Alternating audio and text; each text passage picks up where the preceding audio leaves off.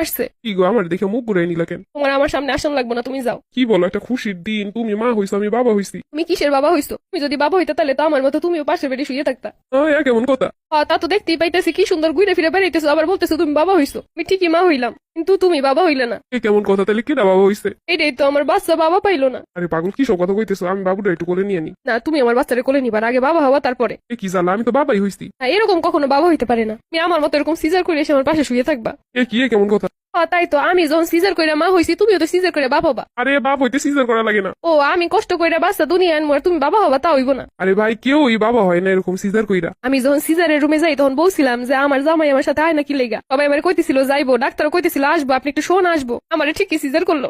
সুন্দর হাইসে খেয়ে ঘুরে ফিরে বেড়াইতেছে আর আমি ব্যথায় কাতরাইতেছি। আরে ভাই, এরকমই তো মা হয়। আমি কি অস্বীকার করছি যে এরকম মা হয় না? কিন্তু তুমি যে বাবা হইছো, সে বাবা হওয়ার মতো তো কিছু করলে না, তার মানে তুমি তো বাবাই হও নাই। ওমর জ্বালা, কি নিয়ে পড়লাম? আমি আগে মনে করতাম তুমি মনে হয় এমনি বুঝো না ভালোবাসা কি, তাই আমার অবহেলা করো। কিন্তু তুমি তোমার ভালোই বাসো না, এমনকি আমার সন্তান রেও না। আরে ভাই, আমি কি করলাম? তুমি কিছু করো না, খালি বাবা হইতে পারো না। তাহলে কি আমি যাই সিজার করে আসবো? সারা জীবন শুনে আসছি বাচ্চা অনেক সময় স্বামীরা পাশে থাকে স্ত্রীর। তুমি যদি সিজার করে আসতে এখন আমার পাশে থাকতা, তো তুমি সেটাও করলে না অন্য মতো। আসলে কি এরমের বাবা হইতে হয়? কিন্তু বউ আমার পেট কেটে সিজার করে কি বের করবো? বাবা বের করবো।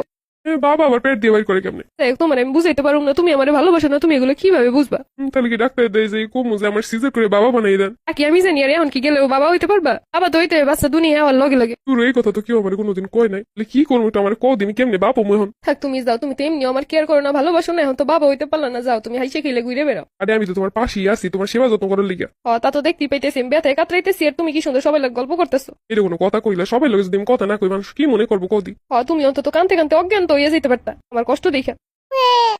ওই যে বাচ্চা কাঁদতেছে, আমি একটু কোলে নেই। না, তুমি যাও, তোমার কোলে নেওয়ান লাগবো না। আমার প্রতি মায়া নেই, বাচ্চার প্রতি কি থাকবো আর? বাবা হইতে পারলে না হইলে থাকতো, কিন্তু তুমি তো তা হইতে পারলে না। আচ্ছা, আমি যদি এখন তোমার পাশের বেডে শুয়ে থাকি তাহলে তো একটু হইতে পারো। দেহ শুয়ে থেকে ডাক্তাররা কি কয় বাবা হইতে পারো কি পারো না, তা আমার মনে হয় না যে এখন শুয়ে থাকলে পারবা। সে শুরু থেকে শুয়ে থাকা উচিত ছিল। শোনো, শুধু মুখে বললি বাবা হন যায় না, বাবা হইতে যোগ্যতা লাগে। তুমি কি কইরা বুঝবা বউরে ভালোবাসে যে সে সন্তানরেও ভালোবাসে, আর যে বউরে ভালোবাসে না সে সন্তানরেও ভালোবাসে না?